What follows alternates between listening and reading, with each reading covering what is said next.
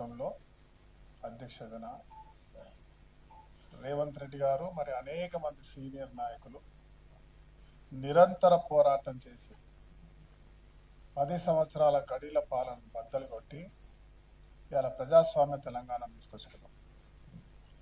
దీంట్లో ప్రధానంగా గమనించాల్సిన అవసరం మీడియా మిత్రుల ద్వారా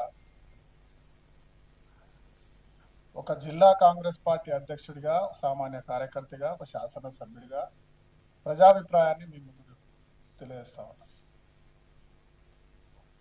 నిన్న మొన్న జరుగుతున్నటువంటి సంభాషణ కోమటిరెడ్డి కావచ్చు, చిన్నారెడ్డి గారు కావచ్చు, ఇంకెవరైనా కావచ్చు, ప్రధానంగా క్యాబినెట్ లో ఉన్నటువంటి ఒక బీసీ నాయకురాలు మా కొండా సురేఖ అక్క, మేమందరం కూడా అక్క అని గౌరవంగా పిలిపించుకుంటాం. స్వయంగా రాష్ట్ర ముఖ్యమంత్రి రేవంత్ రెడ్డి గారు సురేఖ అక్కకు చోటు ఇవ్వాలి అని గతంలో మా దివంగత నాయకులు రాజశేఖర రెడ్డి గారు అవకాశం కల్పించినారు. వారు ఏ బ్యాక్గ్రౌండ్ నుంచి వచ్చిన సంగతి మీ అందరికి తెలుసు. ఇతర రాజకీయ పార్టీల నుంచో లేకుంటే ఇక్కడి నుంచో అనేక సమస్యలను ఎదుర్కొని, నాకు కూడా చాలా దగ్గర కుటుంబం వచ్చినటువంటి వాళ్ళు తర్వాతి కాలంలో వారు ఇతర పార్టీకి వెళ్ళినా, తర్వాత టిఆర్ఎస్ లో ఉన్నా ఎక్కడ అవకాశాలు వాళ్ళకి రాలే. మళ్ళీ ఈరోజు కాంగ్రెస్ పార్టీ గౌరవ రాష్ట్ర ముఖ్యమంత్రి రేవంత్ రెడ్డి గారు రాజశేఖర రెడ్డి గారు ఇచ్చినటువంటి సమానమైన గౌరవాన్ని ఇచ్చి ఈరోజు ఆమెను కేబినెట్ లో తీసుకోవడం జరిగింది. సంతోషం అనిపించింది అందరికి. ఇక్కడ కూర్చున్న వాళ్ళం కూడా ఒక బీసీ నాయకురాలకు వచ్చిందని చెప్పి అక్కగానే గౌరవిస్తున్నారు. కానీ అనేక మార్లు ఏదో ఒక చిన్న సంఘటన మీద మీడియాలో ద్వారా ఇతర పార్టీలను ప్రభుత్వంపై బురద జల్లేటువంటి కార్యక్రమం చేసే విధంగా వారు మాట్లాడడం నిజంగా బాధాకరం. ఒక సోదరుడిగా చెప్తా ఉన్నా, అనేక సార్లు రాష్ట్ర ముఖ్యమంత్రి గారు పిలిపించి మాట్లాడి ఆ సమస్యలను పరిష్కారం చేసింది. విధానపరంగా పార్టీ యొక్క లైన్లను దాటి నేను అడుగుతాను, అక్క ఈ రాష్ట్రంలో మీతో పాటు చాలా మంది సీనియర్ నాయకులు ఉన్నారు, చాలా జాగాలో మాట్లాడుతూ ఉంటారు. ఇవాళ ఒక తమ్ముడిగా నేను మాట్లాడుతున్నా అంటే కాంగ్రెస్ పార్టీలో ఉన్న కార్యకర్తల మనసుల్లో ఏ రకమైన తప్పుడు సమాచారం పోతుందనే అంశం మీకు తెలియాలి. ముఖ్యమంత్రి కావాలనే ఆలోచనతో చాలా మంది కాంగ్రెస్ నాయకులు ప్రయత్నాలు చేసినారు. ఒక కెప్టెన్ గా పార్టీకి పిసిసి అధ్యక్షుడిగా రేవంత్ రెడ్డి గారిని రాహుల్ గాంధీ గారు తెచ్చిన తర్వాత సీనియర్ ఉన్నటువంటి బట్టి విక్రమార్క గారు, కోమటిరెడ్డి వెంకటరెడ్డి గారు, మా గౌరవ శ్రీధర్ బాబు గారు, ఉత్తమ్ కుమార్ రెడ్డి, అనేక మంది టీం లీడర్తో కలిసి పనిచేసినారా లేదా? ఈరోజు ముఖ్యమంత్రిగా రేవంత్ రెడ్డి గారు అయిన తర్వాత కూడా వారితో కలిసి పనిచేస్తూ పోతా ఉన్నారు. 5 సార్లు అయిన మా జిల్లాకు సంబంధించిన శ్రీధర్ బాబు గారే ఈరోజు అత్యంత దగ్గర వ్యక్తిగా ప్రభుత్వాన్ని నడిపించుకుంటారు. ఒక్క చిన్న సంఘటన జరగలేదే, ఎక్కడ అవమానపరిచిన మాట్లాడలేదు.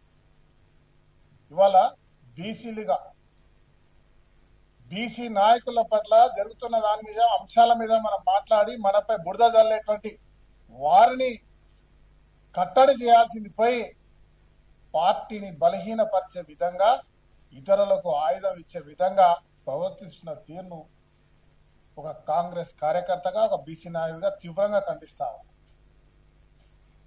ఆ రోజు ముఖ్యమంత్రి గారు సదస్సులో కార్యక్రమంలో రేవూరి ప్రకాష్ రెడ్డి గారు మళ్ళీ ఎమ్మెల్యే అన్నారు, మీరు నాయకులైతే మీరేం చేస్తారు?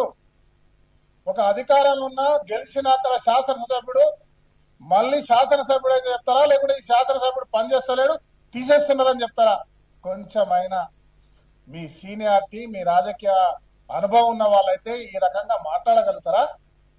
వారు చేసిన మాటను తప్పుదావ చేస్తుంటే స్వయంగా మా సోదరి సుస్మిత మాట్లాడుతూ ఉంటే మీకు తెలియదన్నాను. ఇది రాష్ట్ర ప్రజలు కూడా మీరు సుస్మిత మాటలు మాట్లాడిన తీరు ఏదో తూటాలై పేలుతాయి అనుకుంటే అవి బౌన్స్ బ్యాక్ అయినాయి అన్న విషయాన్ని మీరు గమనించాలి. రాష్ట్రం అంతా కూడా దీని మీద తప్పుగా మా ఆలోచన చేస్తా ఉన్నాం. మీ రాజకీయ జీవితం మీరు ఎన్ని కష్టాలు పడొచ్చిండ్రో అదంతా కూడా ఒక్కసారిగా ఎక్కడ అడ్రస్ లేకుండా పోయేటువంటి పరిస్థితి అలా సుస్మిత మా సోదరి కల్పించేదన్న విషయాన్ని చెప్తా ఉన్నా. నేను చిన్నప్పటి నుంచి చూస్తా ఉన్నా, ఇది 3వసారి ఆమెకు సలహా ఇస్తా ఉన్నా. నేను నీకు రాజకీయంగా శాసనసభ్యురాలుగా కావాలనుకుంటే డెఫినెట్ గా వెల్కమ్, కావాల్సిందే, ప్రతి ఒక్కరు రాజకీయాల్లో రావాల్సిందే. రాష్ట్ర ముఖ్యమంత్రిగా రేవంత్ రెడ్డి గారు ఒక శాసనసభ్యుని మళ్ళీ శాసనసభ్యుడు కావడంలో తప్పు లేదు. కానీ మీరు నిరంతరం పనిచేసుకుంటూ పోతుంటే ఆ సమయానికి మీకు ఇంకెక్కడైనా అవకాశం వస్తుందో అక్కడ అవకాశం వచ్చేది. కానీ అది కూడా మర్చిపోయి కొంచెం కూడా ఆలోచన చేయకుండా వయసులో మీ నాన్నకంటే పెద్దవాడైన వారిని డైపర్లు వేసుకొని తిరుగుతారనడం చాలా తప్పు. ఇది మన సంస్కృతి కాదు. దాన్ని తల్లిదండ్రులుగా మీరు ఖండించాల్సిన అవసరం ఉంది సురేఖక్క. అదే మాదిరిగా ఇవాళ బీసీల గౌరవం పెంచేటట్టు ఈ రాష్ట్ర ముఖ్యమంత్రి భారతదేశంలో అన్ని రాష్ట్రాలకు ఇవాళ ఒక మంచి సంకేతాన్ని ఇచ్చే విధంగా అసెంబ్లీలో బీసీ కుల గణన జరగాలని దేశంలో చైతన్యం చేసినటువంటి ఒక వ్యక్తిని అదే రోజు గొప్పగా మాట్లాడి ఈరోజు చులకన చేసే ప్రయత్నం చేయడం వల్ల మన బీసీల గౌరవం మంట కలుస్తుందనే అంశాన్ని ఈ కార్యక్రమం చేయొద్దనే విషయాన్ని మీకు తెలియజేస్తా ఉన్నా. నేను సలహా ఇస్తా ఉన్నా, ఇప్పటికైనా మీ తప్పు జరిగితే తప్పకుండా జరిగితే కాదు రేవంత్ రెడ్డి గారికి, రాష్ట్ర ముఖ్యమంత్రికి, పార్టీకి క్షమాపణ చెప్పాలి. అదే మాదిరిగా ఈరోజు కాంగ్రెస్ పార్టీ ఒక క్రమశిక్షణ కమిటీ ఉంది. చిన్నారెడ్డి గారు చాలా సీనియర్, మేము పుట్టకుండా ఉన్నాడు, ఆయన చిన్నప్పటి నుంచి చూస్తా ఉన్నాం. వారు కూడా మాట్లాడుతా ఉన్నారు. క్రమశిక్షణ కమిటీకి చైర్మన్ ఉన్న వ్యక్తి తను. కోమటిరెడ్డి గారికేమో మంత్రి పదవి రాలేదని మాట్లాడుతా ఉన్నారు. ఆయన కూడా ఇష్టమైన మాట్లాడతాడు. ఎప్పుడు బీజేపీకి గొప్పదని మాట్లాడతాడు, ఎప్పుడు కాంగ్రెస్ పార్టీ గొప్పదని మాట్లాడతాడు, ఎప్పుడు ఏం మాట్లాడతారో వారికే తెలియదు. వాళ్ళ సీనియర్ 2 సార్లు ఎమ్మెల్యేగా అయ్యి, ఒకసారి ఎమ్మెల్సీ అయ్యి, ఒకసారి ఎంపీ అయ్యి అనుభవం ఉన్నటువంటి మీరే అట్లా మాట్లాడితే,